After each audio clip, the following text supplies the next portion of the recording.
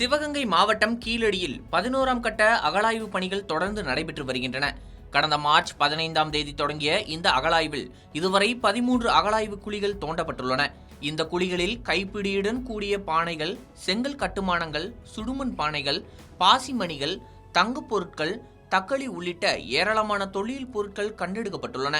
மேலும் ஒரே குழியில் 3 விதமான வடிகால் அமைப்புகளும் ஏற்கனவே கண்டறியப்பட்டுள்ளன.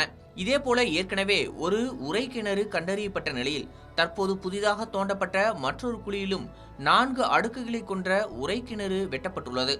இந்த புதிய உறை கிணறை சுற்றிலும் சாயக்கிண்ணங்கள், சுடுமண் பானைகள், பானை ஓடுகள் மற்றும் சேதமடைந்த பானைகள் கிடைத்துள்ளன.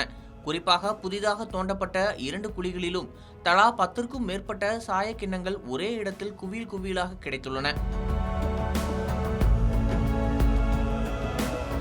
பொதுவாக கீழடி அகழாய்வில் சுமார் 1.5 மீட்டர் ஆழத்திற்கு பிறகே தொல்லியல் பொருட்கள் கிடைப்பது வழக்கம்.